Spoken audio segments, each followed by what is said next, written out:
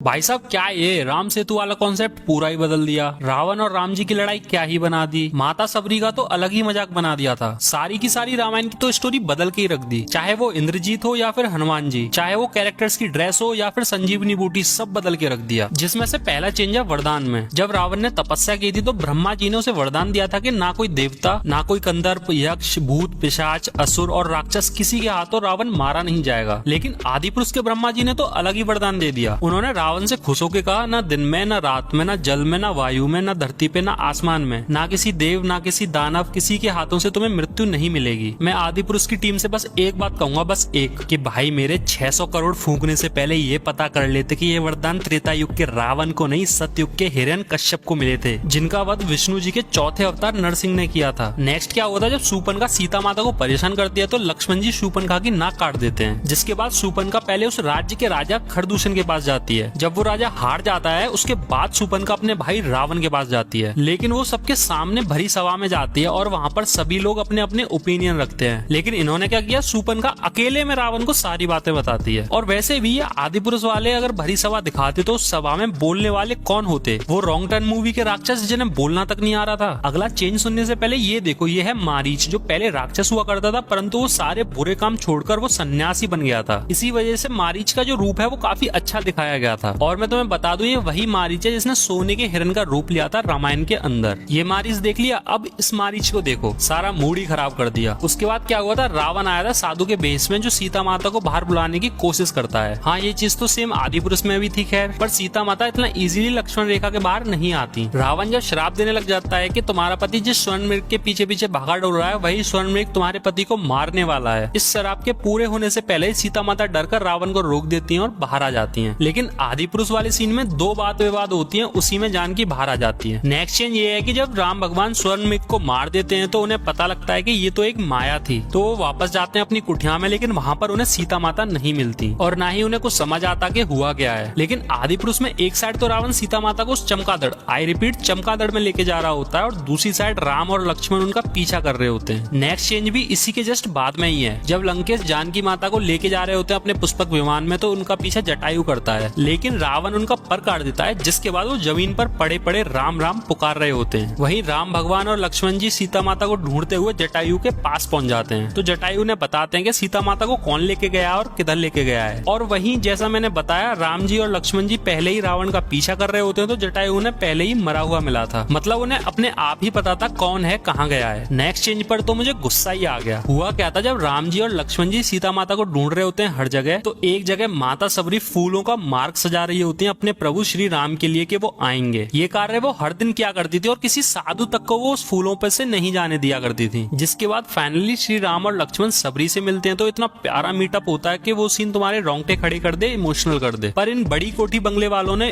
बिना कोई रिसर्च करे इस सीन की रेड मार के रख दी। इन्होंने दिखाया माता सबरी खुद चलकर राम और लक्ष्मण के पास आ रही हैं और लक्ष्मण उन पर तीर दिखाकर कहते हैं कि अपना परिचय दो या फिर मरने के लिए तैयार हो जाओ। और हाँ, इससे पहले बुढ़िया का वो अलग। उसके बाद वो झूठे बेर राम जी लक्ष्मण जी से कहते हैं बेर खाने के लिए, जो कि रेफरेंस था लक्ष्मण जी राम जी की कितनी इज्जत करते हैं, दोनों में कितना प्यार है। लेकिन यहाँ पर तो ऐसा कुछ हुआ ही नहीं भाई। अगला चेंज भी बहुत वाहियात किया है आदि पुरुष के मेकर्स ने। जब राम जी और लक्ष्मण जी ऋषिमुक्त पर्वत को ढूंढते हुए जा रहे होते हैं तो वहाँ पर हनुमान जी आते हैं साधु बनकर। तो उनमें आपस में बात विवाद होती है जो कि सारी की सारी ऋषिमुक्त पर्वत के ऊपर होती है। पर आदि पुरुष मूवी में तुम्हें पता है लक्ष्मण जी कैसे कैसे क्वेश्चंस कर रहे थे जो फेसबुक पे नहीं आते, जिनके हमें कमेंट में आंसर देने होते हैं, वैसे क्वेश्चंस कर रहे थे हनुमान जी से। बताओ, जिसके तुरंत बाद राम जी और हनुमान जी सीधे गले मिलने लग जाते हैं, जबकि हनुमान जी पहले पैरों को लगते हैं राम जी के। नेक्स्ट सीन था उसमें वो बाली और सुग्रीव के युद्ध में। रियलिटी में हुआ ये था, पहले एक बार लड़ते हैं बाली और सुग्रीव, फिर अगले दिन दोबारा लड़ते हैं और उसी में राम जी उनका वध कर देते हैं बाली का। ये नॉर्मल और सिंपल स्टोरी थी। लेकिन आदि पुरुष के मेकर्स को पता नहीं क्या चुल हुई, इन्होंने एक ही फाइट कराई लेकिन उसमें भी बॉलीवुड वाले लॉजिक घुसा दिए। पता नहीं क्या था, वो पहाड़ गिर रहा है, वहाँ पर सुग्रीव सबको बचा रहे हैं, पीछे से बाली उन्हें मारने आ रहा है, वहीं पर उसका वध हो जाता है राम जी के हाथों। पता ही नहीं क्या करना चाह रहे थे। अगला चेंज भी बहुत बकवास है। जब हनुमान जी को बंदी बनाकर रावण के आगे लाया जाता है तो रावण भरी सभा में सबके आगे बैठा होता है, जिस सभा में सभी मंत्री अपना अपना अलग अलग फैसला सुनाते हैं। लेकिन आदि पुरुष में ना कोई सभा ना कुछ, इन्होंने पता नहीं क्या वो बिल्डिंग किसी दुकान खोल रखी थी। वो आयरन मैन रावण का तो मजाक ही बना दिया। और भाई वो डायलॉग हनुमान जी का, कपड़ा तेरे बाप का, तेल तेरे बाप का,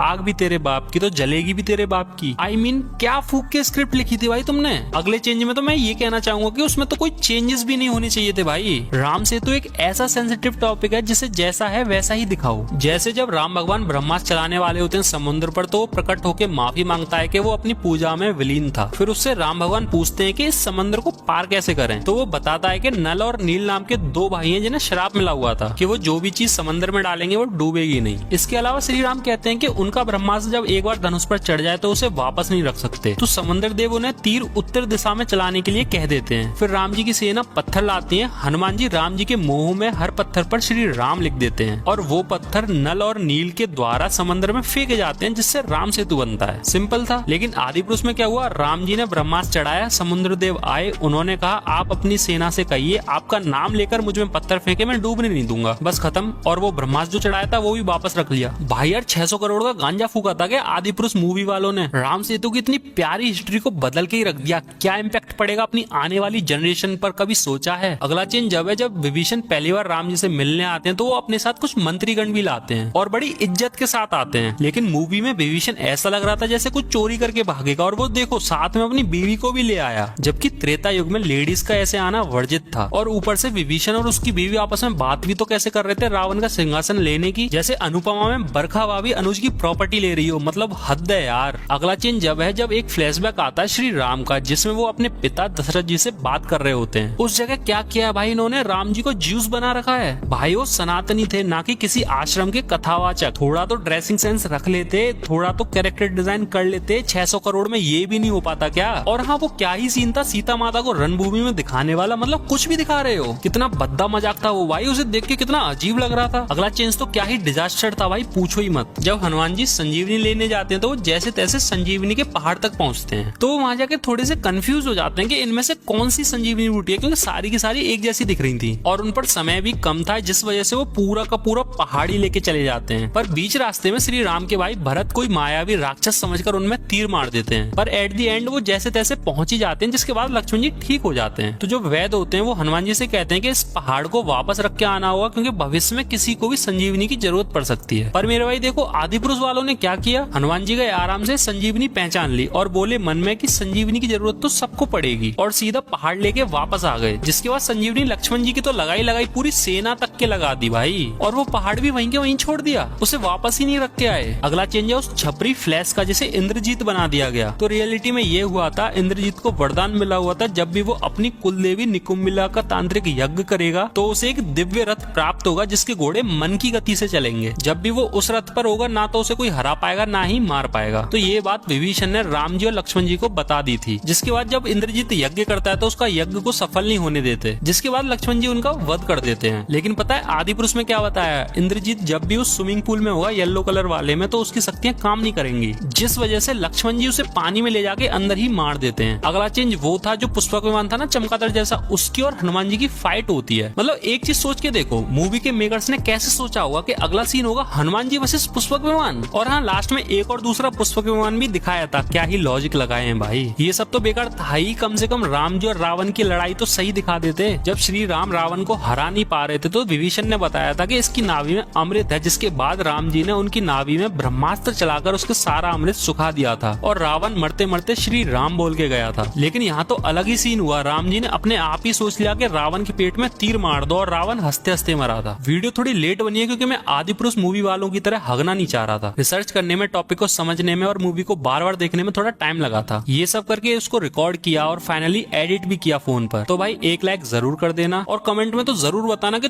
तुम्हें क्या पसंद आया या फिर क्या नहीं पसंद आया आदि पुरुष मूवी के अंदर। ऐसी और भी थ्योरीज और डिटेल्स वाली वीडियोस देखने के लिए इस चैनल को सब्सक्राइब कर लेना। तब तक के लिए मिलते हैं अगली किसी वीडियो में। Tata bye bye.